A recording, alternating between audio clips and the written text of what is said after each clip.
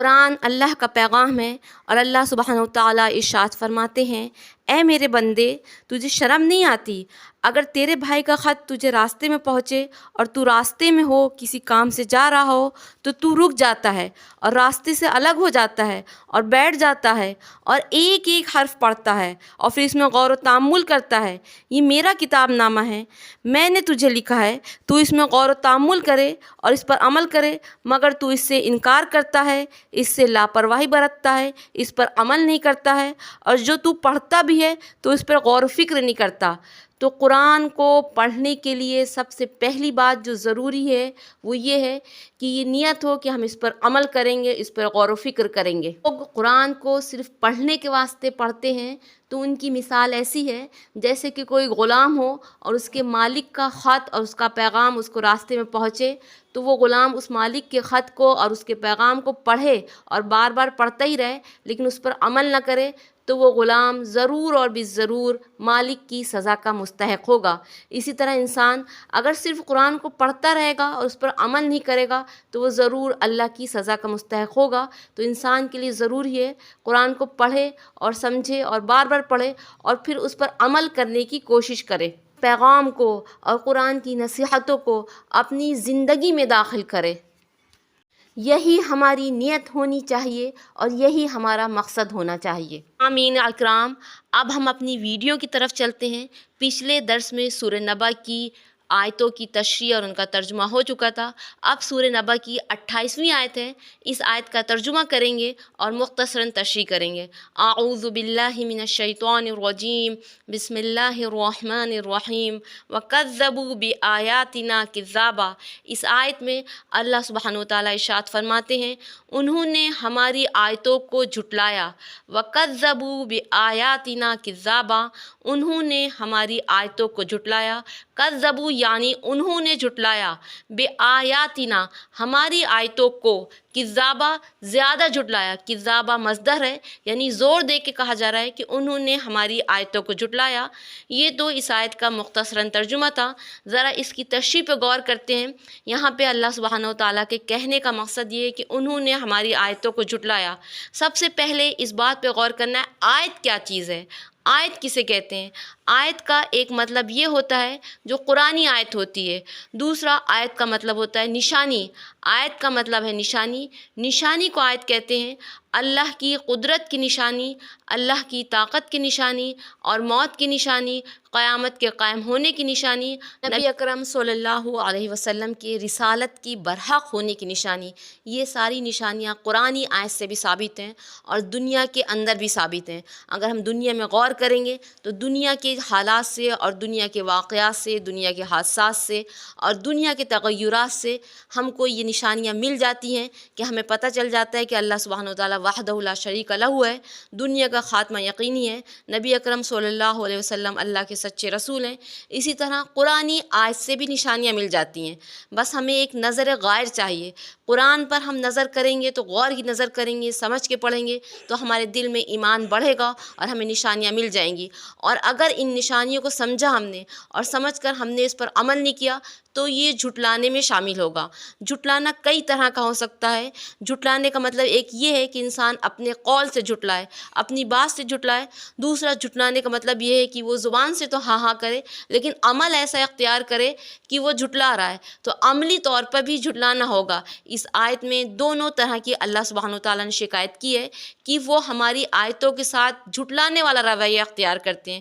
وہ پڑھتے ہیں، وہ سمجھتے ہیں کہ حق اللہ کی طرف سے ہے لیکن وہ لاپرواہی برتتے ہیں اور وہ اللہ ایسا عمل کرتے ہیں جیسے کہ انہوں نے ہماری آیتوں کو سچا ہی نہیں جانا۔ جو واقعات ہم نے بیان کیے، جو پیشن گوئیاں ہم نے کی، جو جہنم کا نقشہ ہم نے کھینچا، جو جنت کی منظر کشی ہم نے کی، تم اس کو سننے کے بعد، اس پر یقین کرنے کے بعد تم عمل ایسا کرتے ہو جیسے کہ تم نے سنا ہی نہیں، یا سنا ہے تو اس کو ایک بھولنے کے بکسے میں ڈال دیا، لاپرواہی کے بکسے میں ڈال دیا، اس پر عمل نہیں کرتے۔ تو یہ اللہ سبحانہ وتعالیٰ کی شکایت ہے۔ یہ اللہ سبحانہ وتعالیٰ کی شکایت اس زمانے کے کافروں کے ساتھ تھی جو نبی اکرم صلی اللہ علیہ وسلم کے سامنے پیش تھے، اور اس زمانے کے مسلمانوں کے ساتھ ہے، کیونکہ مسلمانوں کا جو عمل ہے وہ ایسا ہے جیسے کہ انہوں نے قرآن کو پڑھا ہی نہیں، انہوں نے قرآن کو سمجھا ہی نہیں، وہ اپنی زندگی زندگی میں اپنی زندگی میں قرآن پر عمل نہیں کرتے ہیں، قرآن کے بتائے ہوئے راستوں کو اختیار نہیں کرتے ہیں، قرآن کو انہوں نے پس پشت ڈال دیا ہے، اس لیے وہ بھی جھٹلانے میں شامل ہیں۔ سمجھنا انتہائی غلط ہے کہ یہ آیت قریش مکہ کے لیے نازل ہوئی ہے۔ یہ آیت اس وقت قریش مکہ کے لیے تو ضرور نازل ہوئی تھی، لیکن اس وقت کے مسلمانوں کے لیے فٹ بیٹھ رہی ہے کہ وہ قرآن کو جھٹلاتے ہیں، زبان سے نہیں جھٹلاتے ہیں بلکہ عملی طور پہ جھٹلاتے ہیں، عمل کر کے نہیں دکھاتے ہیں، قرآنی احکام کو مانتے نہیں ہیں، اپنی زندگی کے صبح و شام میں قرآنی پیغام کو اختیار نہیں کرتے ہیں۔ ضرورت ہے اس بات کی کہ ہمیں اپنی زندگی کے صبح و شام میں قرآنی پیغام کو اختیار کرنا ہے۔ اب آیت نمبر 29 ہے۔ 29ویں آیت میں اللہ سبحانہ وتعالیٰ ارشاد فرماتے ہیں وَكُلَّ شَيْءٍ أَحْصَيْنَاهُ كِتَابًا، وَكُلَّ شَيْءٍ ہر چیز کو، کُلَّ شَيْءٍ کا مطلب ہے ہر چیز کو، احصیناہ کا مطلب ہے ہم نے شمار کر رکھا ہے، احصیناہ ہم نے شمار کر رکھا ہے، کتابہ لکھ کر، وَكُلَّ شَيْءٍ أَحْصَيْنَاهُ كِتَابًا ہر چیز کو ہم نے لکھ کر شمار کر رکھا ہے۔ اس آیت میں سب سے پہلے جو غور کرنا ہے وہ اللہ سبحانہ وتعالیٰ کے انداز بیان پر، الفاظ پہ غور کرنا ہے۔ اس آیت میں اللہ سبحانہ وتعالیٰ نے کُلَّ شَيْءٍ کو ہر چیز پہ مقدم کر رکھا ہے۔ اللہ سبحانہ وتعالیٰ یوں بھی کہہ سکتے تھے احصیناہ کُلَّ شَيْءٍ، لیکن اللہ سبحانہ وتعالیٰ نے ارشاد فرمایا کُلَّ شَيْءٍ احصیناہ، یعنی مفعول کو یا آبجیکٹ کو اللہ سبحانہ وتعالیٰ نے مقدم کر رکھا ہے۔ اس کا مطلب ہے زور اس بات پہ دینا ہے کہ کوئی چیز، کوئی چھوٹی اور بڑی چیز اللہ سبحانہ وتعالیٰ کی نظر سے پوشیدہ نہیں ہے، بلکہ ہر چیز اللہ سبحانہ وتعالیٰ کے علم میں ہے، اور اللہ سبحانہ وتعالیٰ نے اس کو گن کر بھی رکھا ہے اور لکھ کر بھی رکھا ہے، دونوں چیزیں ہیں۔ احصیناہ فرمایا یعنی اس کو گن کر رکھا ہے، اور کتابہ کہہ کے یہ فرما دیا کہ لکھ کر بھی رکھا ہے، یعنی تمہاری نیکیاں اور تمہاری برائیاں، تمہاری ہر چیز، تمہارے طنز، تمہارے اقوال، تمہاری نیتیں، یہ اللہ سبحانہ وتعالیٰ کے پاس ریکارڈ ہے۔ انسان کو سوچنا چاہیے کہ 3 چیزیں اللہ سبحانہ وتعالیٰ کے یہاں ہماری ریکارڈ ہو رہی ہیں، پہلا ہمارا قول، دوسرا ہمارا عمل، تیسری ہماری نیت، یہ اللہ سبحانہ وتعالیٰ کے یہاں ریکارڈ ہو رہی ہیں، اور ان 3 چیزوں پہ اللہ سبحانہ وتعالیٰ ہمارا مواخذہ کرے گا۔ ہماری زبان سے نکلی ہوئی بات پر اللہ سبحانہ وتعالیٰ ہمارا مواخذہ کرے گا۔ ہمارے ہر چھوٹے بڑے کام پر اگر ہم نے اچھے کیے ہوں گے تو ہم کو ثواب ملے گا، برے کیے ہوں گے تو اللہ تعالیٰ ہم سے اس کی پوچھ تاچھ کرے گا۔ تیسرے ہماری نیت، ہمارا انٹینشن کیا تھا، ہمارا جذبہ کیا تھا، اس پر بھی اللہ سبحانہ وتعالیٰ کی نگاہ ہے۔ حاصل کلام یہ ہے کہ اس آیت میں اللہ سبحانہ وتعالیٰ نے فرمایا ہے کہ ہم نے ہر چیز کو لکھا ہے اور ہر چیز کو گن کے رکھا ہے، اس لیے غافلوں والی زندگی مت اختیار کرو، غافلوں والا طریقہ مت اختیار کرو، زبان کو غافلوں کی طرح مت چلاؤ بلکہ سمجھداروں کی طرح اور سوچ سمجھ کر اس کی حفاظت کرو، نیت کو درست کرو، عمل کو درست کرو اور قول کو درست کرو۔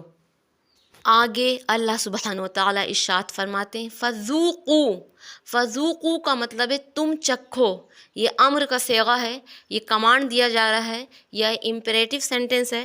فذوقوا سو اب تم چکھو، فلن نزیدکم الا عذابا اور ہم صرف عذاب ہی زیادہ کریں گے۔ یہ آیت ان لوگوں کے لیے ہے جن کا خاتمہ کفر پر ہوا ہو یا جن کا خاتمہ کسی گناہ کرتے ہوئے ہو گیا ہو، تو ان سے اللہ سبحانہ وتعالیٰ یہ کہہ رہا ہے کہ اگر موت نہ آتی تو تم پھر بھی اس گناہ میں لگے رہتے، تم گناہ سے باز نہ آتے، لیکن اللہ سبحانہ وتعالیٰ نے موت سے تم کو پکڑ لیا ہے، لہٰذا تم گناہ سے رک گئے ہو۔ اب تمہاری سزا یہ ہے کہ تم اللہ کا عذاب چکھتے رہو اور صرف تمہارا عذاب ہی زیادہ ہوگا۔ نبی اکرم صلی اللہ علیہ وسلم کا معمول یہ تھا، جب نبی اکرم صلی اللہ علیہ وسلم قرآن کی تلاوت کرتے تھے تو روتے تھے۔ نبی اکرم صلی اللہ علیہ وسلم نے ہمیں بھی یہ تعلیم فرمائی ہے کہ جب تم قرآن کی تلاوت کرو تو رو، اور اگر رونے کی کیفیت نہ بنا پاؤ تو رونے کی کوشش کرو، اور آنکھ سے مت رو تو دل سے رو۔ یہ نبی اکرم صلی اللہ علیہ وسلم کی سنت ہے۔ جب ہم کسی ایسی آیت پہ گزریں جو عذاب کی آیت ہو تو ہمیں اللہ سبحانہ وتعالیٰ سے اس سے پناہ مانگنا چاہیے اور رونے کی کیفیت بنانا چاہیے۔ بہت سے بزرگوں کا اور بہت سی نیک اور پاک دامن عورتوں کا یہ معمول تھا کہ قرآن کی تلاوت کے دوران وہ ایسے روتی تھی کہ ان کا قرآن بھیگ جاتا تھا۔ تو ہمیں اللہ سبحانہ وتعالیٰ سے دعا ہے کہ اللہ تعالیٰ ہمیں بھی اپنے خوف سے رونے والا بنا دے۔ دے۔ قرآن کی آیت سننے کے بعد یا قرآن کی آیت پڑھنے کے بعد آنکھوں سے آنسو نکلنا یہ ایمان کی پختگی کی اور ایمان کے سچا ہونے کی دلیل ہے۔ اگر کسی وجہ سے رونا نہیں آتا تو رونے کی کوشش کرنا چاہیے۔ ایمان کے درجات ہوتے ہیں، وہ درجات آہستہ آہستہ حاصل ہوتے جاتے ہیں۔ جتنا انسان اندر داخل ہوگا، جتنا وہ قرآن کا علم حاصل کرے گا، اس کے اندر اتنا ہی ایمان داخل ہوگا، اور جتنا ایمان مضبوط ہوگا اتنا ہی اللہ سبحانہ و تعالیٰ سے قریب ہوگا۔ اس کو عبادت میں بھی لذت ملے گی، قرآن کی تلاوت میں بھی لذت ملے گی اور ذائقہ آئے گا، اور آنکھیں اپنے آپ اشکبار ہو جائیں گی، اور بار بار وہ اللہ کو یاد کر کے اور اللہ کی آیتوں کو پڑھ کر روئے گا۔ یہ ایمان کے درجات ہوتے ہیں اور یہ آہستہ آہستہ حاصل ہوتے ہیں، یک بارگی نہیں حاصل ہوں گے۔ اس کے لیے کوشش کرنی پڑتی ہے، اس کے لیے محنت کرنی پڑتی ہے، اور اس کو دل میں بسانا پڑتا ہے۔ لہٰذا اپنے سامعین سے میری درخواست ہے، اس آیت کو بار بار پڑھیں اور اس پر غور کریں، اور یہ سمجھیں کہ اللہ سبحانہ وتعالیٰ نے ہم سے کیا کہا ہے۔ ہم کو اللہ سبحانہ وتعالیٰ نے عذاب سے ڈرایا ہے، اللہ تعالیٰ ہم کو اپنے عذاب سے محفوظ رکھے۔ یہ مت سوچے کہ عذاب کفار کے لیے تھا، یہ عذاب مشرکین کے لیے تھا، یہ ہمارے لیے نہیں ہے، بلکہ قرآن کی ہر آیت ہر انسان کے لیے۔ اس لیے اللہ سبحانہ وتعالیٰ کے عذاب سے پناہ مانگیں، اور جب بار بار ایک آیت کو پڑھیں گے تو دل میں آیت کا نور اترے گا، ایمان کے درجات بڑھیں گے، سمجھ کے پڑھیں گے تو اللہ سے قربت حاصل ہوگی۔ وَمَا عَلَيْنَا إِلَّا الْبَلَاغُ۔ یہاں پر سورہ نبا کا پہلا رکوع مکمل ہوا، اور دوسرے رکوع کا ترجمہ اور اس کی تفسیر انشاءاللہ میں کل کی ویڈیو میں آپ سے کروں گی اور آپ سے ملاقات ہوگی۔ تب تک کے لیے اللہ حافظ، والسلام علیکم ورحمۃ اللہ وبرکاتہ۔